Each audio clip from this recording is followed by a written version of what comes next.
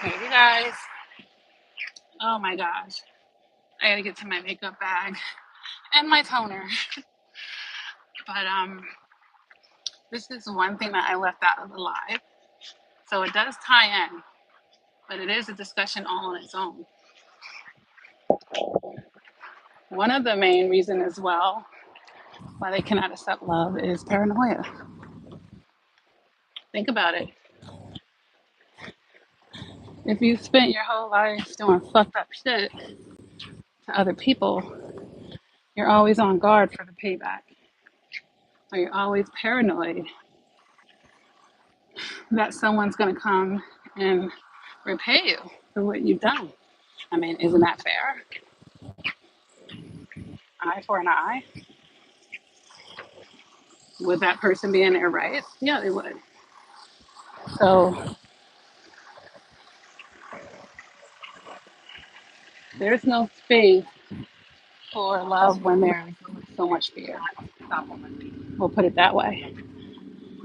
And this person is definitely paranoid for karma. Rightfully so. Rightfully so. But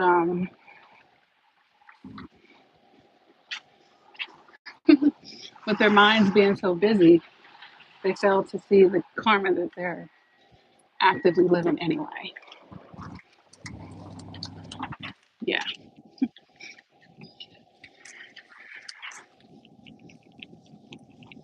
Whew. God definitely keeps them busy with their karma and they don't even be knowing it. But yeah, you ain't going to be accepting love when you know you feel undeserving of it. And they're not wrong for feeling that way. And I know, like most empaths, like everyone's deserving love. No, everyone isn't. There's confirmation. There are some very evil people. Yes, sweetie, I am at the beach. Hey, Cynthia. They don't deserve love, comfort, and care. And that's why there's special places, even within the 3D, where we have to house these monsters because they don't respect society. They don't respect human life. They have no respect for boundaries. And if you give them a million chances, they'll fuck up a million and one. So there are people. We'll put people in quotes because to me, they're just demonic possessed, you know, demonically possessed. But they don't deserve the love and they know it. For all the bad deeds they've done, why would they feel that life would come and give them all this love? So when they meet people who don't really know their past, that energy is still inside of them. You know, the energy is still inside of them. You don't know. You will become familiar with it the longer you're entangled with them. And that's why, and I know it's tricky, especially when you're meeting someone and you're just hearing their version of shit. And they're like, well, they haven't really given me a reason to suspect them of lying. They haven't really given me that. So I guess I'll trust them until otherwise. I'm going to advise you against that, honey. Just because they haven't actively lied to you, as far as you know, it doesn't mean that they are not completely lying to you now.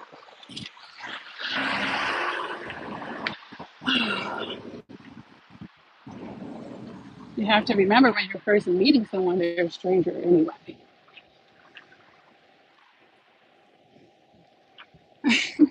They're a stranger. Okay? We don't trust strangers. I don't care how nice they come off. I don't care how much they try to love bomb you. You don't know them. You don't know them. Shit. Shoot. Hmm. Scam artists, con artists, they make it sound real good, don't they? And meanwhile, they've been plotting on you for months. They done looked at your they done look at your profile from top to bottom, bottom to top. They scoped you out. They did their homework on you. They found out the places you are so they could bump into you. Look, these things happen, you guys. And you have to, understand the type of world that we live in. Okay? You don't have to become a monster to understand one. Ask a detective. You just have to understand how the human mind works, darker angles of psychology. You know, it's okay to learn it. You don't have to do it right before you go to bed, but it's useful. It's useful. Don't let it make you paranoid, but just allow it to let you see angles.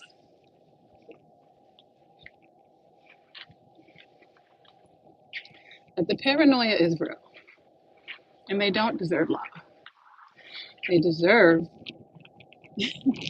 what they have now, the lack of peace, because that's what they're giving out. How are they going to get back something they're not giving out anyway? They can't accept your love.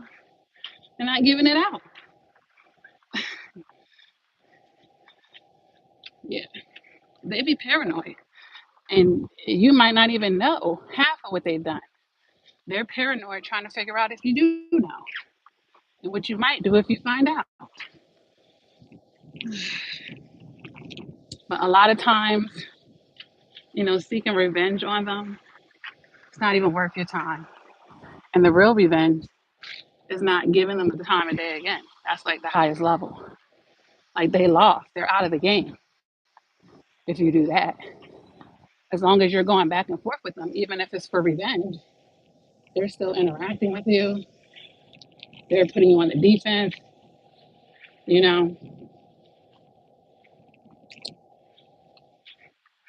ultimate win is when they're completely out of your life and you heal from the shit and you're wiser for it.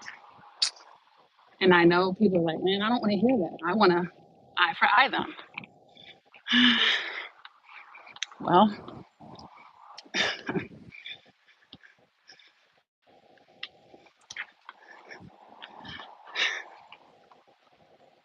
I'm picking my words carefully.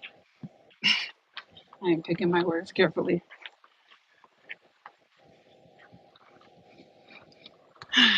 I believe in my last live chat,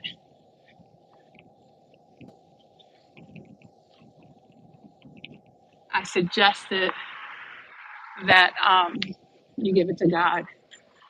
He is the best karma disher in the world because He created it. And it's a fact, you guys. Our ego wants to take control of it. And I understand that part of it. But it fuels them to know that they've hurt you and devastated your life. It gives them an ego boost. So even if they haven't devastated it, if they could tell themselves that story, they'll feel satisfied.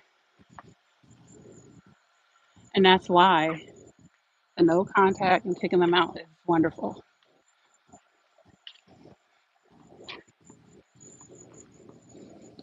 It's basically letting them know you're not worth, you're not even a worthy opponent.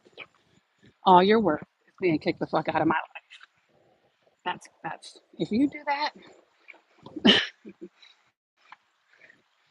the ego death they will experience. Mm. But don't do it for their ego death. Do it because that's what they deserve. Remember who you are. You have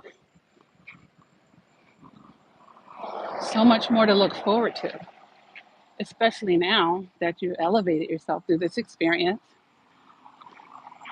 and you're wiser for it, stronger, stronger, because that's the real aftermath. Not talking about the immediate shock. But after you actually face this, acknowledge it, and take the goodness out of it, you're the one winning. You know, you were already the one winning. You're just going to be winning more because new level, new devil. Like you've passed that level. Yes, somebody else will try to attack you again, but you're getting stronger all the while and you continue to do the work on yourself. But these people, they paranoid. I'd be paranoid too if I made a career. That's what they're doing. Make a career out of fucking people over. I thought about it one day. Um, I was like, people wouldn't even know who harmed this person. They had so many enemies. They wouldn't even know where to start. They might not even want to start. They're like, you know what? Who? The person that did, like, the list is so long, it wraps around the world twice. You know what? It's not even worth solving this shit. Can we just move on? Let's take a lunch break. Like, crazy.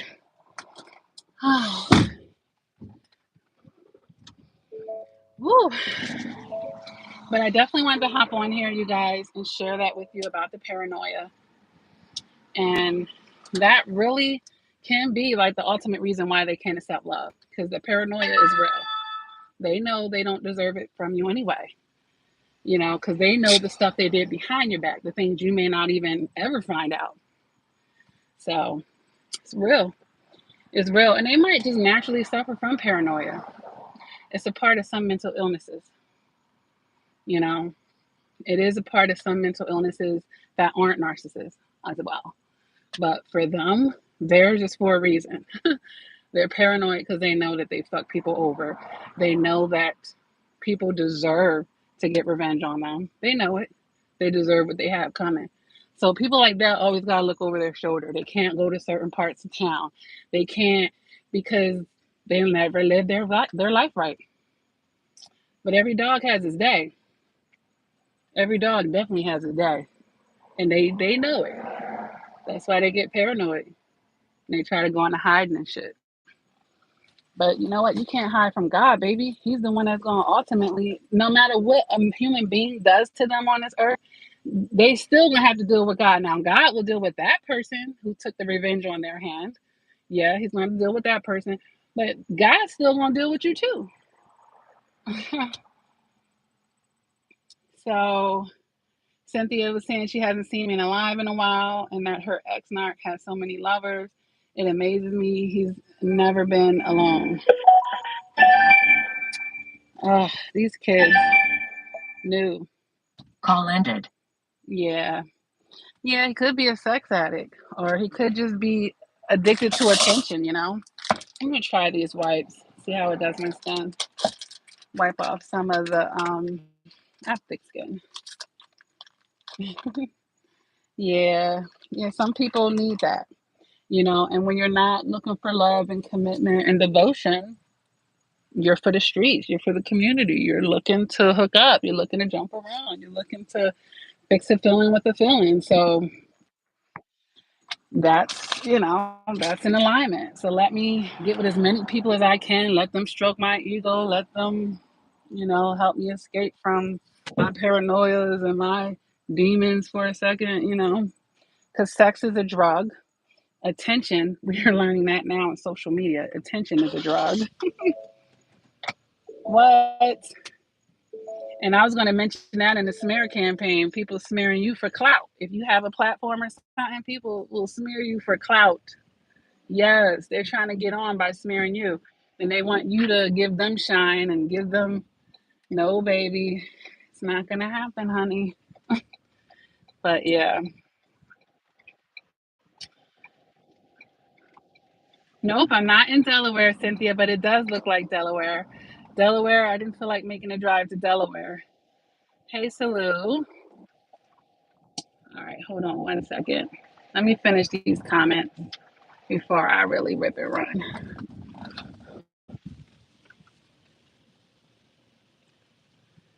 Cynthia says she still has to deal with him, daughter's father.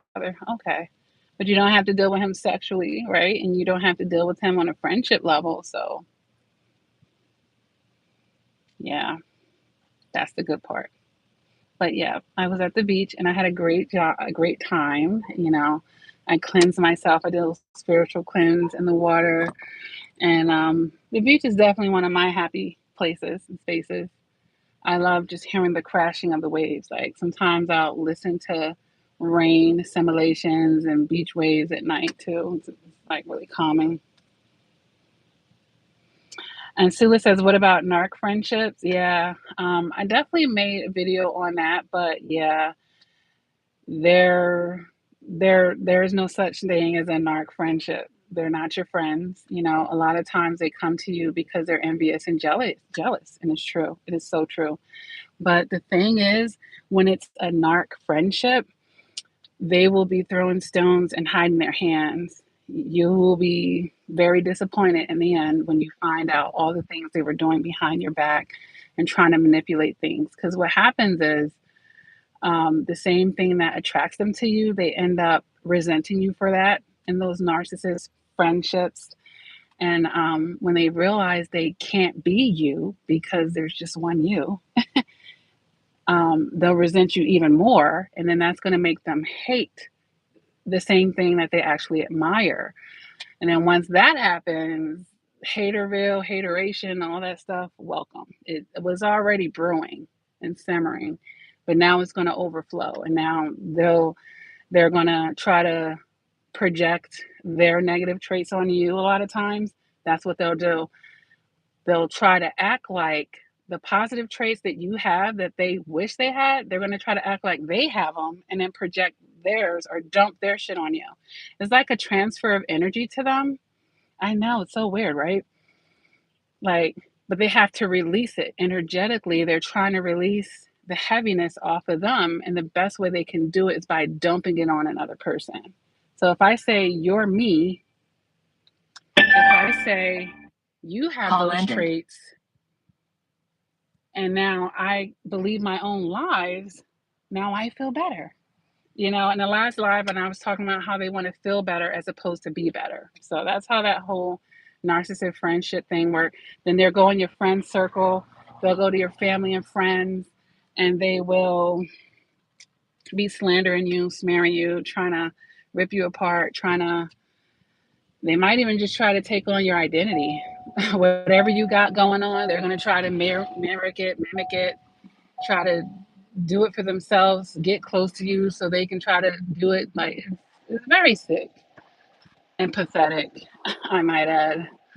But once you realize it, you got to keep this person way far out of your life and out of your business. Okay, whatever they know, it's whatever. But moving forward, you know where to keep them out of your kingdom, period.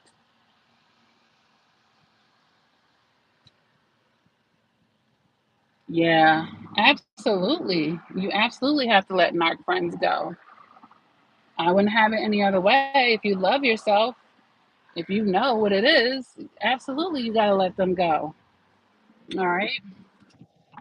All right, you guys. I'm going to hop off of here, but I really wanted to talk about that paranoia cuz that paranoia is a real thing. Whew. But the main thing, you guys, is that you know. As long as you know, do something about knowing it. All right, you guys. I got to hop off of here. I love you. Take care. Bye.